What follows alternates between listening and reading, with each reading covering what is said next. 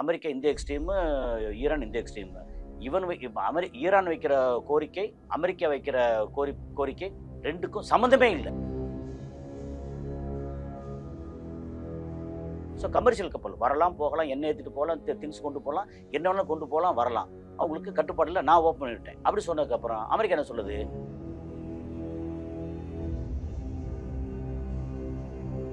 15 நாள் போர் நிறுத்தம், அதாவது பிட்வீன் அமெரிக்கா அண்ட் ஈரான் 15 நாள் போர் நிறுத்தம் நாளை இப்போ புதன்கிழமை வந்து ஃபைனல் தடாலடி. ஓகே, அந்த 2 பேருமே யூதர்கள். ஆனால் ஜேடி வான்ஸ் வந்து யூதர்கள் இல்லை, அவர் வந்து கிறிஸ்டியன். ஏன் இதை பர்டிகுலர் சொல்கிறோம்னா, யூதர்கள் அவங்க எப்பவுமே தவறாக தான் பண்ணுவாங்க, எப்பவுமே.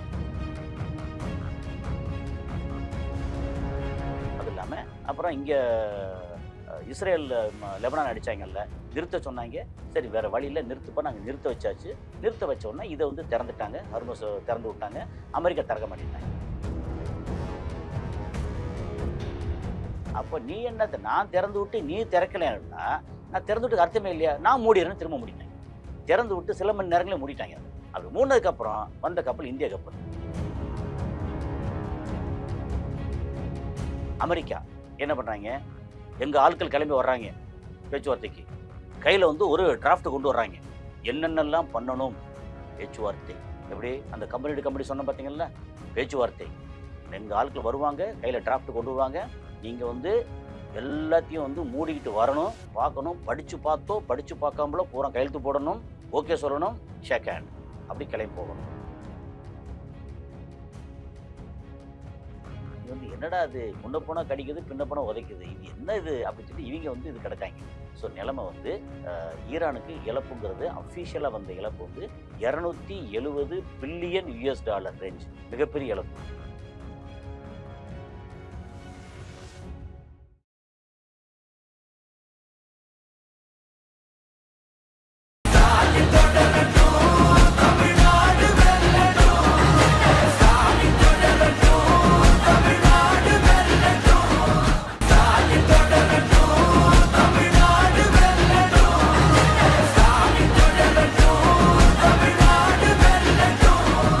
ஆச்சி மசாலா, எந்த சமையலும் ருசி தேடும் ரகசியம். ₹20. உலக தமிழர்களுக்கு வணக்கம். இது கிங் டிவி. இன்றைய நிகழ்வில் நம்மோடு உலக செய்தி பகுப்பாய்வாளர் திரு கசாலி அவர்கள் இணைக்கிறார்கள். சார் வணக்கம். சார் வணக்கம் சதீஷ். எப்படி சார் இருக்கீங்க? நல்லா இருக்கேன், நீங்க எப்படி இருக்கீங்க? நலம். காலத்தின் கருணையால என்ன வீட்டில் கேஸ் எல்லாம் கிடைச்சிட்டு இருக்கா? தொடர்ச்சியா கிடைக்காது அப்படின்னு பல செய்தி வந்தாலும் கூட ஏதோ முயற்சி பண்ணி நம்ம வீட்டில் இருக்க இல்லை, நம்ம பார்க்கும்போது எப்படி இருக்கீங்க, நல்லா படிச்சிருக்காங்களா, இப்படி பண்ணுறாங்களா, இது பண்ணி அப்படின்னு கேட்குறதால உங்களுக்கு கேஸ் கிடைக்குதா, இது இப்படி இருக்கா சாப், அந்த மாதிரி குசலம் விசாரிக்கிறது அப்படி ஆகி போச்சு பாருங்க நிலைமை. கேஸ் வந்துருச்சா, பெட்ரோல் எப்படி எல்லாம் கிடைக்குதா, புக் பண்ண முடியுதா, உங்களுக்கு மட்டும் வந்துருச்சா, எப்படி இருந்தது உங்களுக்கு? அப்போ எல்லாமே பேச்சு வந்து, அதாவது உங்களுக்கு வந்து ஓட்டு வந்துருச்சா, ஓட்டுக்கு வந்து காசு கொடுத்தாங்களா, இல்லை எப்படி வந்துருச்சு, உங்களுக்கு வந்து ஓட்டர் ஐடி வந்துருச்சா, அல்லது வந்து இது வந்துருச்சா, அந்த ஸ்லிப் கொடுப்பாங்க இல்லையா, பூத் ஸ்லிப் வந்துச்சா அப்படின்னு இதெல்லாம் கேட்கற விட்டு கேஸ் வந்துச்சா, கேஸ் புக் பண்ணிட்டீங்களா, எனக்கு வரலையே, உங்களுக்கு வந்துச்சு, உங்களுக்கு மட்டும் எப்படி வந்துச்சு, அது இன்ஃப்ளூயன்ஸ் பண்ணுறீங்களா, எனக்கு கொஞ்சம் லேசாக சொல்லி விட்றீங்களா, இப்படி இந்த மாதிரி கேஸை வச்சு என்னன்னா உலகத்தில் அமெரிக்கா என்ற ஒரு நாடு இஸ்ரேலோட தூண்டுதல்ல இங்கே பண்ண ஆரம்பிச்சது. நம்ம கேஸை பற்றி பேசுகிறோம், பெரிய விளைவை ஏற்படுத்தினாங்க. இப்போ இதை தாண்டி அமெரிக்கா ஈரானுடைய இந்த பேச்சுவார்த்தை, அமைதி பேச்சுவார்த்தை, அதில் இருக்கக்கூடிய பலவீனம் என்ன, பலம் என்ன, அது என்ன விளைவை ஏற்படுத்தும்? எது நடந்தாலும் ஏற்படுத்த விளைவு. ஆமாம், நம்பர் 1 வந்து பேச்சுவார்த்தை அப்படின்னா என்ன அர்த்தம்? அதாவது ஒரு ஆஃபீஸ், ரொம்ப சிம்பிள் வச்சுக்கோமே, ஒரு ஆஃபீஸ், அந்த ஆஃபீஸில் மேனேஜர், முதலாளி விட்டுருங்க, மேனேஜர், அது கீழே வேலை பார்க்குறவங்க. இந்த மேனேஜர் வந்து கீழே சபார்டினேட் இருக்காங்க இல்லையா, அவங்கள கூப்பிட்டு பேச்சுவார்த்தை பண்ண மாட்டாங்க. அந்த வித்தியாசம் சொல்ல நம்ம நேயர்களுக்கு சொல்ல காரணம்னா, பேச்சுவார்த்தை கூப்பிட்டு வச்சு, ஒரு சபார்டினேட்டை கூப்பிட்டு வச்சு, இப்போ இந்த மாதிரி இங்கே போகணும், போய் அங்கே வந்து கலெக்ஷன் பண்ணணும், இதை செய்யணும், அப்படி பண்ணலாமா, இது செய்யணும், இல்லை அப்படிலாம் பண்ண முடியாதுங்க, நீங்கள் இவ்வளோ தூரம் ஒர்க்கு கொடுத்தீங்கன்னு சரி வர எப்படி வச்சாலும் உட்காந்து 2 பேரும் மாறி மாறி பேச்சுவார்த்தை நடத்த மாட்டாங்க. அது வந்து உத்தரவு போடுறது. Okay mister Satish, you just go there, okay that shop, that office and collect cheque and come back. இது வந்து பேச்சுவார்த்தை இல்லை, உத்தரவு. இது உத்தரவு. கம்பெனியில் ஹையரார்கி லெவலில், மேலேருந்து கீழே வரைக்கும் உள்ள லெவலில் வந்து உத்தரவு போடுறது. அவங்க மடங்குறாங்க மடங்கல ரிசைன்மெண்ட் போறாங்க அப்படிங்கிறது வேற விஷயம். ஆனா இது வந்து பேச்சுவார்த்தை இல்லை. அதே நேரத்துல இப்போ இப்போ இந்த எக்ஸ்னு ஒரு கம்பெனி, இன்னொரு கம்பெனி ஒய் கம்பெனி, ரெண்டு பேரும் கிட்டத்தட்ட ஒரே மெட்டீரியலை டீல் பண்ண போறாங்க. ஓ. அப்ப என்னன்னா சரி நம்ம இங்க வந்து அனுப்புறதுல வந்து நம்ம சேர்ந்து அனுப்பலாமே அப்படின்றதுல அங்க வரக்கூடியது பேர் பேச்சுவார்த்தை. அப்ப ரெண்டு பேருக்கு ஏற்படக்கூடியது ஒரு அக்ரிமெண்ட். சமபலம் பொருந்தியவங்க ஆமா, அப்படின்னு. அது பேர் தான் பேச்சுவார்த்தை. ம். அப்போ நான் வந்து இங்க இருந்து டெல்லிக்கு மாசத்துக்கு இவ்வளோ ஐட்டங்கள் அனுப்ப போறேன். நீங்களும் இது பண்றீங்க. சேர்ந்து அனுப்பிச்சோம்னா நம்முடைய பலம் என்ன? இது என்ன? சரி. இப்ப நான் வந்து இதெல்லாம் ஏற்பாடு பண்றேன். நீங்க வந்து லாஜிஸ்டிக்ஸ் இதெல்லாம் சேர்த்து ஏற்பாடு பண்றீங்க. பிளஸ் இந்த ஐட்டங்கள் பண்றீங்க. 2 பேரும் சேர்ந்து பண்றோம். பண்ணும்போது நீங்க இவ்வளோ இன்வெஸ்ட் பண்றீங்க. நான் இவ்வளோ இன்வெஸ்ட் பண்றேன். 2 பேரும் பேசுவோம். அந்த பேச்சுவார்த்தை. அதில அக்ரீமெண்ட் வந்து எப்படின்னா யார் யாருக்கு எவ்வளோன்னு சொல்லி அக்ரீமெண்ட் டேபிள்ல ஈக்குவலா உட்கார்ந்து பேசுறது. இதுக்கு பேரு அக்ரீமெண்ட். பேச்சுவார்த்தை. 2 கம்பெனிகள். 2 பேருமே முழு உடன்பட்டு சைன் அது பண்ணாங்க. உடன்பட்டு சைன் பண்ணணும். அது. ம். ஆனா இந்த எக்ஸ்ன்ற கம்பெனி வந்து ஒய்ன்ற கம்பெனிய நாங்க வந்து அங்க சப்ளை பண்ணிட்டு இருக்கோம். நீங்களும் வந்து அங்க சப்ளை பண்றீங்க. ஒண்ணு செய்யுங்க. ஒழுங்கு மரியாதையா பேச்சுவார்த்தைக்கு வாங்க. 2 பேரும் பேசுறோம். நான் இவ்வளோ இன்வெஸ்ட் பண்றேன். நீங்க இவ்வளோ இன்வெஸ்ட் பண்றீங்க. நான் ஒரு டிராஃப்ட் இது அக்ரீமெண்ட் கொடுப்பேன். அத வந்து கண்ண மூடிட்டு சைன் பண்ணணும். ஓகே. உங்களுக்கு என்ன வருமோ அது வரும். நான் பார்த்து கொடுப்பேன் உங்களுக்கு. ஓகே. கம் ஃபார் பேச்சுவார்த்தை. அது ஆதிக்க மனநிலை. இது அப்படியே நீங்க வந்து அமெரிக்கா, ஈரான்ல பொறுத்துங்க. ஓ. எதுக்கு இவ்வளவு சொல்றதுன்னா இந்த சரி. விஷயத்த சொல்றதுன்னா எடுத்துக்காட்டு. நம்ம நேயர்களுக்கு வந்து புரியாமல இல்ல. அதாவது எப்படின்னா நம்மளுடைய பார்வையாளர்கள் வந்து பலதரப்பட்ட ஆட்கள் இருக்காங்க. நான் நிறைய மீட் பண்றேன். சிலர் வந்து ரொம்ப நல்லா படிச்சவங்க, விவரம் தெரிஞ்சவங்க, அப்புறம் உலக அரசியல கரைச்சு குடிச்சவங்க நம்ம பார்வையாளர் இருக்காங்க. நிறைய இடங்கள் நான் பேசும்போது சிலர் வந்து நமக்கு பின்னூட்டம் போடுறதுல இருந்து வாட்ஸ்அப்ல சொல்றதுன்னு பார்க்குறேன். உலக அரசியல கரைச்சு குடிச்சவங்க. அவங்களுக்கு இந்த எக்ஸாம்பிள் வந்து போர் அடிக்கும். சில நேரம் இரிட்டேஷனா இருக்கும். என்னது இதெல்லாம் தெரியாதா? ஒரு பேச்சுவார்த்தைக்கு ஒரு கம்பெனி பத்தி சொல்றாங்க, 2 கம்பெனி பத்தி சொல்றாங்க. இதெல்லாம் தெரியாதா? அப்படிங்கிறது ஒரு கூட்டம். அது ஒரு சார்பு. ஒரு சார். ஏன்னா எப்படி பார்த்தாலும் ஒரு 5 கேட்டகரி இருப்பாங்க. எல்லாம் விவரம் தெரிஞ்சவங்க. ஓரளவு விவரம் தெரியும். ஆனா இந்த ஜியோ பொலிட்டிக்ஸ் தெரியாது. லோக்கல் பொலிட்டிக்ஸ் தெரியும். அப்புறம் இன்னொரு கொஸ்டின் வந்து சினிமா சம்மந்தப்பட்ட நிறைய விஷயங்கள் தெரியும். லோக்கல் இதெல்லாம் தெரியும். சமையல் பத்தி, இது பத்தி, ஜோசியம் பத்தியோ தெரியும். ஆனா இந்த ஜியோ பொலிட்டிக்ஸ் நமக்கு ஏன் வந்து இது வரல? கேஸ் பிரச்சனை இருக்கு. அப்படிங்கிறது தெரியாது. இதை பார்த்தோம். ஓ இப்படியா? அப்படின்னு பலதரப்பட்ட தெரிஞ்சுக்கலாமேன்னு வர்றவங்க. பலதரப்பட்ட ஆள். இன்னொரு பார்த்தா எதுவுமே தெரியாது. ஆனா ஆர்வப்படுறவங்க. அவங்களுக்கு வந்து ஏன் வந்து பேச்சுவார்த்தை அமெரிக்கா கூட்டம் வர வேண்டியதானே? ஈரானுக்கு என்ன கொல்ல போச்சு? அப்படின்னு ஒரு இது இருக்கு. அமெரிக்கா தான் ஒரு பெரிய நாடு. அவன் தான் உலகத்துல வந்து வல்லாதிக்கம் பண்ணக்கூடிய பெரிய நாடு. அவன் தான் பேச்சுவார்த்தைக்கு வான்னு சொல்லி அவன் அமெரிக்காவை கூப்பிட்டான். பாகிஸ்தானை கூப்பிடுறான். பாகிஸ்தான்காரன் வந்து பேசிட்டு எல்லாம் போறான். போய் உட்காந்து பேச வேண்டியதானே? இவனுக்கு என்ன கொல்ல போச்சு? இப்படின்ற ஒரு அறியாமையில. அப்போ இது அப்படியே வந்து இவன்னா நான் வந்து இப்போ முதல் கட்ட பேச்சுவார்த்தை நடந்துச்சு. ஏற்கனவே பேசியிருக்கோம். அமெரிக்கா இந்த எக்ஸ்ட்ரீம், ஈரான் இந்த எக்ஸ்ட்ரீம். ஈரான் வைக்கிற கோரிக்கை, அமெரிக்கா வைக்கிற கோரிக்கை 2க்கும் சம்மந்தமே இல்லை. முரண்பாடா இருக்கு. முரண்பாடு 100% முரண்பாடு. அதாவது கொஞ்சம் அட்ஜஸ்ட் பண்ண போறோம். ஒரு பொருள் வாங்குறோம். பொருள் வந்து நம்ம ரூ. 1000 விற்கிறோம். 1000 சொல்றோம். விற்கிறோம் வந்து 2000 சொல்றோம். வாங்குறது இல்லை 1000 கொடுங்கன்றாங்க.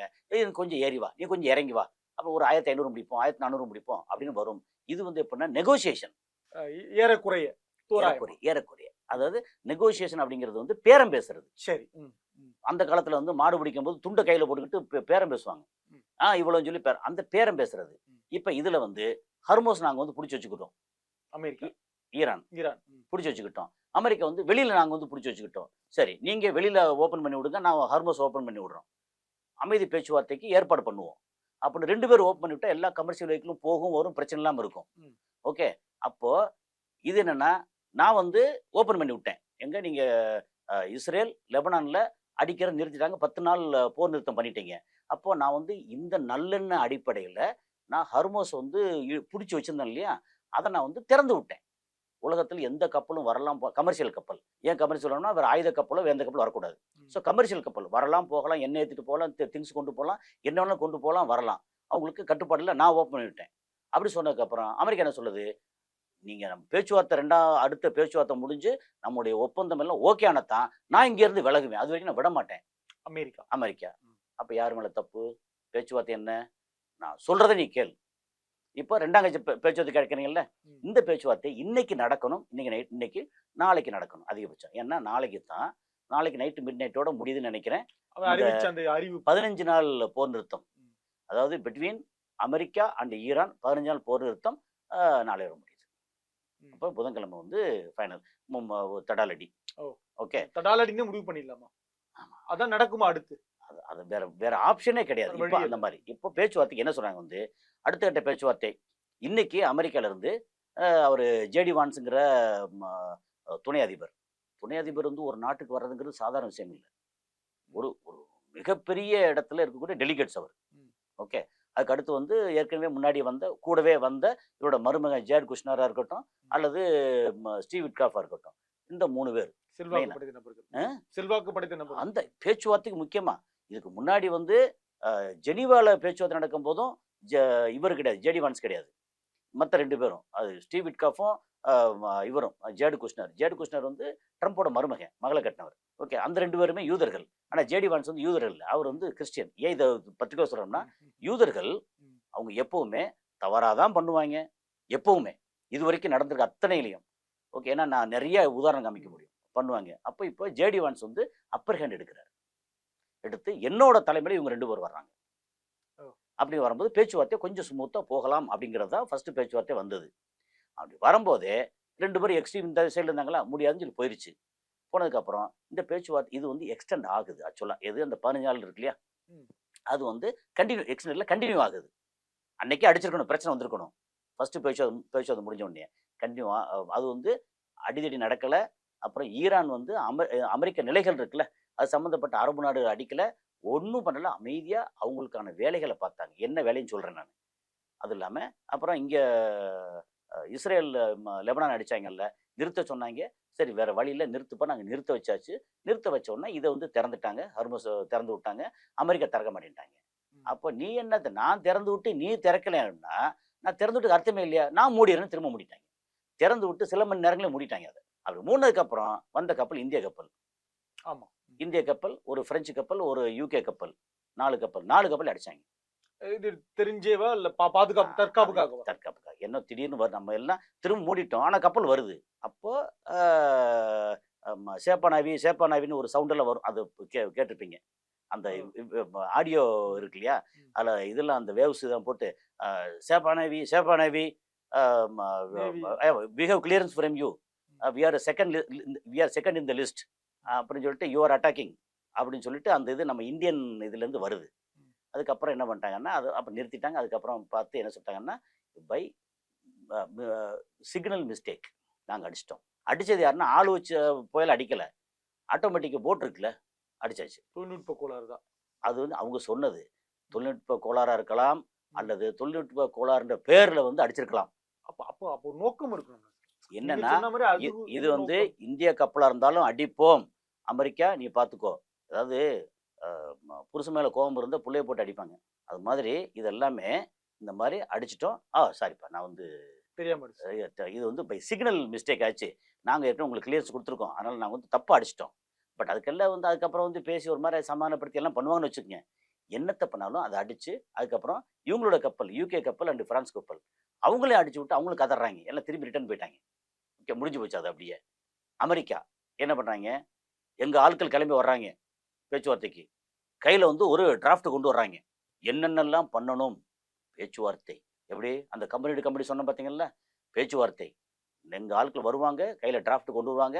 நீங்கள் வந்து எல்லாத்தையும் வந்து மூடிக்கிட்டு வரணும், பார்க்கணும், படித்து பார்த்தோ படித்து பார்க்காமலோ பூரா கையெழுத்து போடணும், ஓகே சொல்லணும், ஷேக் ஹேண்ட், அப்படி கிளம்பி போகணும். இல்லைன்னா அடித்து துவைச்சிருவோம் அப்படின்னு சொல்லி அவர் வந்து அறிவிப்பு கொடுத்த உடனே ஈரான் என்ன பண்ணிட்டாங்க, எங்களுக்கு அந்த விளக்கெண்ணையே வேண்டாம். ஓகே, நம்ம ஏன் இதெல்லாம் சொல்கிறோம்னா, நம்ம லோக்கல் கலவைக்கையில் பேசுறது நம்ம பாஷையில். இந்த வெண்ணெய் விளக்கெண்ணெய் இதெல்லாம் எனக்கு வேண்டாம், பேச்சுவார்த்தைக்கு நாங்கள் தயார் இல்லை. நீ வந்து டெல்லிக்கு வந்து நம்ம சேர்ந்து பிஸ்னஸ் பண்ணணும், வியாபாரம் பண்ணணும்னா 2 பேரும் சம அந்தஸ்தில் இருக்கணும். என்ன நீ மிரட்டி என் கழுத்தில் வந்து கையை வச்சு இறுக்கி பிடிச்சிக்கிட்டு சேர்ந்து பிஸ்னஸ் பண்ணி எப்படி வர்றது? நான் வரல, நீ வேலையை பார்த்து போயா, எனக்கு என்ன பண்ணு தெரியும். நான் டெல்லிக்கு பண்ணலைன்னா பெங்களூர் பண்ணுறேன், இல்லை மும்பைக்கு பண்ணுறேன், உன் கூட பிஸ்னஸ் பண்ணி எனக்கு நான் தலையெழுத்தா, வேலையை பார்த்து போயா, நான் பார்த்துக்கிறேன், நீ என் இடத்துல வந்து இப்போ உட்காந்துருக்க அப்படி. பேச்சுவார்த்தை கிடையாது, வேண்டாம்னு கேன்சல் பண்ணாங்க. கேன்சல் பண்ண உடனே இவங்களோட கப்பல், கமர்ஷியல் கப்பல் ஒன்று அமெரிக்கா வந்து, அந்த கப்பல் வந்து யுஎஸ்எஸ் ஸ்ப்ருவான்ஸ் அப்படிங்கிறது இவங்களோட ஈரானோட இது தௌஸ்கா அப்படின்னு கல்ஃப் ஆஃப் ஓமன்ல பிடிச்சி சிறப்பு சீஸ் பண்ணிட்டாங்க. என்ன கப்பல் அது? இது போர் கப்பலா இல்ல இல்ல கமர்ஷியல் கப்பல்? இது கமர்ஷியல் கப்பல். பொருட்களை ஏற்றிட்டு வர கப்பல், பொருட்கள் சரக்கு எது கப்பல். சரக்குன்னா என்ன? ஆயுத அன்றாட சரக்கு, தேவை ஆயுத பொருட்கள். சரக்கும் இருக்கும். சரக்குல எல்லாமே ஐயோ, அது வேற இருக்கா? எல்லாம் இருக்கும். சரக்கு எல்லாமே வரும் அதுல. சரி. இந்த போர் நேரத்துல வந்து மக்கள் நல்வாழ்வு ஒரு பக்கம். ம். ஆனா மக்களை வந்து நாம இருக்கணும், பாதுகாக்கணும்னா இதுக்கு ஆயுதங்கள்லாம் வரும். ஓகே. சரி. முழுக்க ஆயுத கப்பலா வராது. வராது. சரக்கை போட்டுட்டு கீழே ஆயுதங்களை போட்டு வர்றதுக்கு வாய்ப்பு இருக்கு. வாய்ப்பு இருக்கு. இருக்கு. அது இவன் கொண்டு வர்றது இவங்களுக்கு இல்ல, அவங்களுக்கும் தெரியும். ம். ஓகே. ஆனா இது வந்து கமர்ஷியல் ஷிப் தான் சொல்றாங்க. அப்படிதான். அதுக்கு பேர் வந்து தௌஸ்கா இன் கல்ஃப் ஆஃப் ஓமன். அதை வந்து சீஸ் பண்ணிட்டாங்க. மிரட்டி அடிச்சு பிடிச்சி சீஸ் பண்ணிட்டாங்க. அது வந்து யுஎஸ்எஸ் ஸ்ப்ருவான்ஸ் ம். அப்படின்ற அமெரிக்க கப்பல். ம். அது வந்து சீஸ் பண்ணிட்டாங்க. ஈரான் கிட்ட இருக்கு. ஈரானோட கப்பலை ம். ஈரான் பக்கத்துல வச்சே ஓ. சீஸ் பண்ணிட்டாங்க. ம். சீஸ் பண்ணி சும்மா இருப்பாங்களா? அமெரிக்காவோட ஆயுத கப்பல் ம். 2 கப்பல் அது மேல ட்ரோன் அட்டாக் பண்ணிட்டாங்க. ஓ. ம். அப்போ இதுக்கப்புறம் எங்க பேச்சுவார்த்தை? ம். ஆனா பாகிஸ்தானுக்கு அவங்க பறந்து வர்றாங்க. இன்னைக்கு வர்றாங்க. ஓ. நாங்க வந்துட்டோம், நீங்க வரல. பேச்சுவார்த்தைக்கு நீங்க தயாரா இல்ல, நாங்க தயாரா இருக்கோம். நாங்க எவ்வளவு நல்லவங்க பாத்தியா அப்படின்னு உலகத்துக்கு காமிக்கிறதுக்கு, இது டாக்குமெண்ட் பண்றதுக்கு. நாங்க நல்லவங்க தான், பேச்சுவார்த்தைன்னு சொல்லி 2வது செகண்ட் ரவுண்டு பேச்சுவார்த்தைக்கு எங்களோட முக்கியமான ஆட்களை பூரா அனுப்பிச்சுட்டு இருக்கோம். ஆனா நீங்க வரல. நீங்க சும்மா அங்க உட்காந்துட்டு வந்து இது விளையாட்டு காமிச்சிட்டு இருக்கீங்க. நாங்க எவ்வளவு பெரிய ஆளு, நாங்களே இறங்கி வர்றோம், நீங்க ஏன் இறங்கி வரக்கூடாது அப்படின்னு சொல்றதுக்கு இந்த மாதிரி பேச்சுவார்த்தை தோல்வின்னு சொல்ல முடியாது. ம். பேச்சுவார்த்தை நடந்தாத்தானே தோல்வி ஆகும். பேச்சுவார்த்தை கிடையாது. அப்போ நாளைக்கு செவ்வாய்க்கிழமை நைட்டோட முடியுது அந்த 15 நாள் போர் நிறுத்தம். அதுக்கப்புறம் இன்னும் என்ன நடக்க போகுது ஓ. அப்படிங்கிறது இதுக்கப்புறம் தான் நம்ம அதை பார்க்கணும். இதுக்கப்புறம் அது தெரியும். ஆமா. ஒரே ஒரு நிறைவான கேள்வி. இந்த பேச்சுவார்த்தை, கடந்த கால போர் அனுபவம், இதெல்லாம் தாண்டி அமெரிக்கா கொடுக்க வேண்டிய விலைன்னு என்ன சார் இருக்கு ஈரான் கிட்ட? பலரும் அதான் கேட்கறாங்க. என்ன விலையை கொடுத்தால், அமெரிக்கா கொடுத்தால் ஈரான் நிற்கும் அப்படி? ஒரே ஒரு விஷயம்தான், உனக்கு எனக்கு சம்மந்தம் இல்லப்பா, உன் நாட்டை நீ பார்த்துக்கோ, ஓகே, நான் வெளியில போறேன் அப்படின்னு கையை தொடச்சிக்கிட்டு அப்படி வெளியில போயிட்டான்னா அதுதான் விலை. அது போதுமானதா? ஆனா இழப்பு ஈரான் பக்கம் இருக்கு, இழப்பு இருக்கு, இல்லை, உச்சபட்ச தலைவர் இழந்திருக்கும், பல இல்லை. பாதிப்பு ஏற்படுத்திருக்கு இல்லையா? என்னன்னா அது கட்டமைப்பு உடைஞ்சிருக்கு. வேணும் கேட்குறாங்க. ஆனா அவங்க கொடுக்க மாட்டாங்க. ஏன்னா அமெரிக்காவும் நிறைய இழந்திருக்காங்க. அமெரிக்கா வந்து டவுசர் கண்டு போய் கிடக்காங்க. அதனால அமெரிக்கா எல்லாம் அவங்களுக்கு ஈஸியாக கொடுக்க மாட்டான். ஓகே. அப்ப இவங்க விட்டுருவாங்களா ஈரான்? அதையும் நம்ம பார்க்கணும். வேற வழி, விட்டு கிளம்பி போறான்னா இதோட நிற்கும். அப்ப என்ன சொன்னா, இங்க ஏற்கனவே என்ன சொல்லியிருக்காங்க, அமெரிக்கா வந்து எனக்கு 1 ட்ரில்லியன் இழப்பீடு தரணும்னு சொல்லியிருக்காங்க. ஏன்னா அந்த 10 அம்ச கோரிக்கையில ம். அது கோரிக்கையை மொத்தத்தை தூக்கி குப்பையில போட்டு இவங்க வேறல சொல்றாங்க. அதனால அதுக்கு சம்மந்தமே இல்லை. எப்படி அமெரிக்கா வந்து இழப்பீடு கொடுக்க வரமாட்டான்.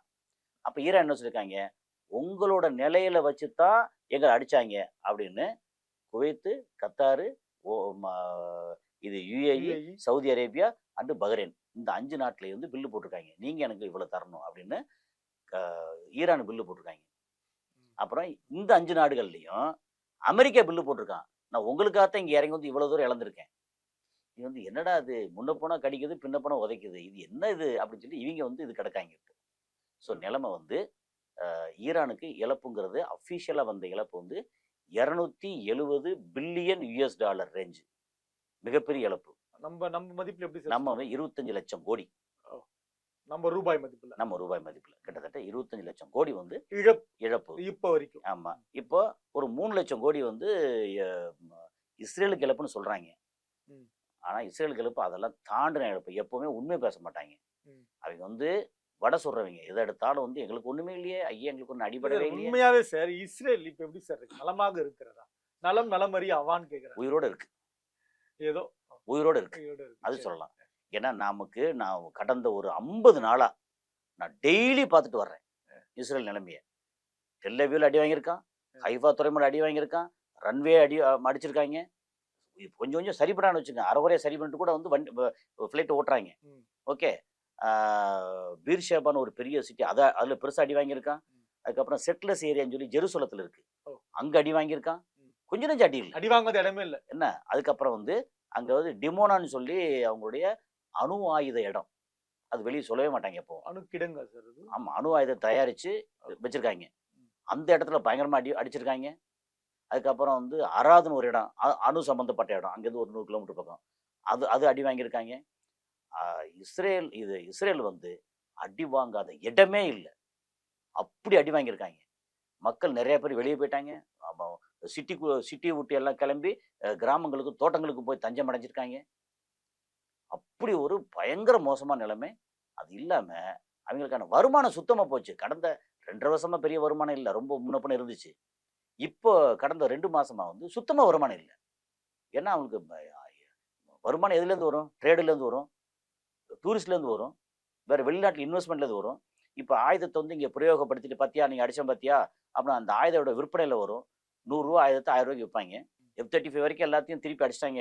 ஈரான் அடிச்ச உடனே மொத்தம் அமெரிக்காவோட ஆயுத சேல்ஸ், அமெரிக்கா வச்சு இவங்க இஸ்ரேல் பண்ற ஆயுத சேல்ஸ், எல்லா சேல்ஸும் அவுட்டு. அப்புறம் டெக்னாலஜி, இந்த டெக்னாலஜி இது என்னப்பா இது நீ அதாவது ஏர் டிஃபென்ஸ் சிஸ்டம் இருக்குல்ல, அயன் டோம். ஆமா, அயன் டோம் வந்து இந்தியாவே வந்து பெருசா ஆர்டர் கொடுத்துருக்கு. அதை கேன்சல் பண்ண போறா என்னன்னு தெரியாது. ஏன்னா அயன் டோம் வந்து ஃபெயிலியர் ஆகி போச்சு. சரி, இதெல்லாம் முடிஞ்சு அங்க பெரிய அடி வாங்கியிருக்கான். என்னோட கணிப்பு படி ஓகே, இஸ்ரேல் அவங்க வந்து கட்டடங்கள் அது இதுன்னு போகிற டேமேஜ், அதுக்கப்புறம் யூஸ் பண்ண ஆயுதங்கள், அதுக்கப்புறம் அவங்களுக்கு இந்த இதனால ஏற்பட்ட பொருளாதார எதிர்கால பொருளாதார இழப்பு, அது உயிரிழப்பு பாதிப்பு அதெல்லாம் நிறைய இருக்கு. சுகாதாரம் அதெல்லாம் நிறைய இருக்கு. அப்புறம் இவங்க இந்த சமயத்தில் இவங்களுக்கு கொடுத்த சம்பளம், அது இழப்பீடு அப்படி எல்லாம் சேர்த்து எடுத்தா ஒரு 100 லட்சம் கோடிக்கு குறையாத இழப்பு இவங்களுக்கு. அவங்க வாழ்நாளில் அவங்களோட சரித்திரத்திலேயே நீ எந்திரிக்க முடியாது. நான் வந்து ஒரு டீட்டெயிலில் எடுத்து கணக்கு போட்டு பார்த்து கிட்டத்தட்ட 25 வருஷமாகும் நிலைமையெல்லாம் சுமூகமாக இருந்தால் இஸ்ரேல் வந்து திரும்ப பழையபடி வர்றதுக்கு அப்படின்னு கணக்கு போட்டால், அமெரிக்காவிலேருந்து ஒரு ரிட்டையர்டு ப்ரொஃபஸர் அவர் எழுதுனது இன்னும் 40 வருஷம் ஆகுன்னு எழுதியிருக்கிறார். அதே இது வந்து ஈரான் வந்து 10 வருஷத்துல மீண்டு வந்துடுவாங்க. என்ன காரணம்? ஒரே ஒரு காரணம் தான். ஏதோ யூகிக்க முடியுதா என்ன காரணம்னு? ஏன்னா இஸ்ரேல் என்ன அடி வாங்கியிருக்காங்களோ அதை விட அதிகமாக ஈரான் அடி வாங்கியிருக்காங்க. உயிரிழப்பு நிறையா, பெருசாக அடி வாங்கியிருக்காங்க. ஆனால் இஸ்ரேல் வர்றதுக்கு 40 வருஷம் ஆகும், இவங்க ஒரு 10 வருஷம் வந்துடும். எதனால? அதான் உங்களுக்கெல்லாம் எதாவது யூகிக்க முடியுதான்னு கேட்குறேன். ஒரே ஒரு விஷயம் வந்து இஸ்ரேலில் ஆயில் கிடையாது, இங்கே ஆயில் இருக்குது, வருமானம் இருக்குல்ல, ஆயிலை விற்று வருமானம் டக்குன்னு வந்து சேர்ந்துடும். அதுக்கப்புறம் இப்போ புதுசாக ஒன்று திறந்து விட்டுருக்காங்க ஹர்மோஸ், அதில் வந்து டோல் வசூல் பண்ணால் அது எத்தனை 1000 கோடி லட்சம் கோடின்னு வரும். கொடுத்த கொடை எல்லாமே வந்து அதோட சேர்த்து முன்னாடி ஃப்ரீயாக விட்டாங்க. ஃப்ரீயாக விடாமல் இப்போ வந்து இவங்களும் ஓமானும் ஷேர் பண்ணிட்டு அவங்க வாங்குறாங்கன்னா இவங்க 10 வருஷம் இருந்துச்சு பெரிய நாடாயிருவாங்க. அவங்க வந்து திரும்ப கட்டமைப்பு வந்து சேர்றதுக்குள்ள அதுக்கப்புறம் பக்கத்துல உள்ள திரும்ப அடிக்காம இருக்கணும். அதுவா இருக்கு. ஆமா ஆமா, ஏன்னா கொஞ்சம் நஞ்சமா அடிச்சு வச்சிருக்காங்க. அதாவது எப்பவுமே ஒரு வெறினை வந்து சுத்தியே கடிச்சிட்டு இருந்தா சரி, அப்புறம் வெளியே அடங்கிருச்சுப்பா, ஊசி எல்லாம் போட்டு வெளியே அடங்கிருச்சுன்னா கடிபட்ட சும்மா இருப்பானா? இந்த நேரத்தை என்ன கடிச்சுன்னு அடிப்பாங்கல்ல. ஆமா, மீண்டு வந்த உடனே ஆமா மருத்துவமனைக்கு போய் சிகிச்சை எடுத்து வந்தாலும் தேடி வந்து அடி. இந்த ஏன் நான் திருந்திட்டேயா, நான் இப்ப வெறிநாய் இல்லையா அப்படின்னா அந்த மாதிரி அவங்க சுத்தியே வந்து அடிக்காம இருக்கணும். ஆமா, ஈரான் இல்ல, ஹஸ்புல்லா இருக்கட்டும், ஹவுதிஸா இருக்கட்டும், ஹமாஸா இருக்கட்டும், இது இவங்கெல்லாம் அடிக்காம இருக்கணும். ஏன்னா நிறைய அடி வாங்கியிருக்காங்க. இதெல்லாம் சேர்த்து 40 வருஷம் ஆகுன்னு சொல்றாங்க. இவன் 10 வருஷம் எந்திரிச்சு வந்துருவாங்க. என்ன கையில் ஆயுதம் நிறையா இருக்கு. இதுக்கப்புறம் மக்கள் வந்து இருக்கிற மக்கள் வந்து கொஞ்சம் சந்தோஷமா நல்ல வளமா வாழும். ஏன்னா கையில் வருமானம் வருது. இப்போ அடிக்கிறதுக்கு ஆள் இல்லை. இப்போ அமெரிக்கா திரும்பி போயிட்டாங்க, முடிஞ்சு போச்சு. இந்த ரீஜன்ல வந்து தலைமை வேணாம் பாப்புன்னு எல்லாம் திருப்பி அனுப்புறாங்க. அப்போ ஈரானுக்கு வந்து டக்குன்னு 10 வருஷத்துல இப்போ வந்துடுவாங்க. இவங்க வர முடியாது அப்படிங்கிறது தான். கிட்டத்தட்ட உங்க எடுத்துக்காட்டு ஒப்பீடு அந்த ஓமையெல்லாம் ரொம்ப அழகா இருந்தது. புரிஞ்சுக்கிறதா சும்மா நம்ம பேசுறது எப்படின்னா என்ன சொன்னா, ஒரு செய்தி வாசிக்கிற மாதிரி இவர் அடித்தார்கள், இங்க வந்தாங்க, இத்தனை பில்லியன் அப்படின்னு பேசுறது இல்ல. அது கூட அது குறிப்பா உங்க பேச்சுல சார் சில பேர் ரொம்ப டிப்ளமேட்டிக்கான வார்த்தையெல்லாம் பயன்படுத்தி நமக்கே பாக்குறப்ப அப்பா அப்படின்ற மாதிரி இருக்கும். ஆனா நீங்க அதை வந்து ரொம்ப எளிமையா பக்குவப்படுத்தி நம்ம என்னோட ரீச் வந்து யாருக்கு போகணும்னா, படிப்பறிவு அற்ற ஒரு ஆர்வம் உள்ள ஒரு சாதாரண எளிய மக்களுக்கு போகணும். இதுக்கு இடையில வந்து அறிவாளிகளும் இதை பாக்குறவங்க சிலர் வந்து எரிச்சல் படுறாங்க. அதை நான் சொல்லத்தான் செய்யறேன். என்னப்பா இதெல்லாம் எங்களுக்கு தெரியாதா, நீ பெரிய அறிவாளி மாதிரியே மற்றவங்களுக்கு ஒண்ணு அறிவே இல்லாத மாதிரி நீ வந்து பண்ணிட்டு இருக்கிய அப்படின்னு எரிச்சல் படுறாங்க. அவங்க எரிச்சல் பட்டாலும் பரவாயில்லை, நம்மளுக்கு பலதரப்பட்ட மக்கள் இருக்காங்க, எல்லாருக்கும் போய் சேரணும் எளிமையா. ஆனா டீட்டெயில் பூரா சொல்லுவோம். எத்தனை லட்சம் கோடி, எத்தனை இது, என்ன மாதிரி ஆயுதங்கள், என்ன மாதிரி நிலப்பரப்பு, என்ன மாதிரி மக்கள் அப்படின்னு டீட்டெயில் சொல்லுவோம். என்ன நடந்ததோ அதை பதிவு பண்றோம். நம்ம சொந்த கருத்து திணிக்கிறது இல்ல. சொந்த கருத்து திணிக்க முடியாது. அறிவாளிகள் ஜீனியஸ் அப்படிதான் பண்றாங்க. பல ஊடகங்களை தன்னுடைய சொந்த கருத்தை இதை ஒரு வாய்ப்பா நம்ம வந்து ஈரான் வந்து அடியே வாங்காம சட்ட கசங்காம பூரா அடிச்சு அப்படிலாம் இல்ல. ஈரான் பயங்கர அடி வாங்கியிருக்காங்க. ரொம்ப மோசமா இருக்காங்க. Yes, எல்லாம் கரெக்ட் தான். நடந்திருக்கு. ஆமா, அதையும் சொல்லுவோம், எடுத்து வைப்போம். நமக்கு என்ன இருக்கு? ஈரான் வந்து அடி வாங்கின என்ன, அடி வாங்கட்ட என்ன, நமக்கு வந்து பெட்ரோல் கிடைக்குதாங்கிற பார்க்க போறோம். அப்ப நமக்கு என்ன, அமெரிக்கா வந்து ஓகே எஸ் பாஸ்ன்னு போட்டா பெட்ரோல் கிடைக்குதா, America yes boss. America yes boss போட்டு நம்ம பெட்ரோல் கிடைக்கலையா, ஏ போயா அப்படின்னு நான் வந்து இங்கே போகிறோம். ரொம்ப சிம்பிள். நமக்கு நம்ம வாழ்க்கை முக்கியம்ல. விறகடுப்புல இருந்து திரும்ப கேஸுக்கு மாறணும்னா யார் வேணும்னு பார்க்க போறோம். நன்றி நன்றி சார், ரொம்ப நன்றி.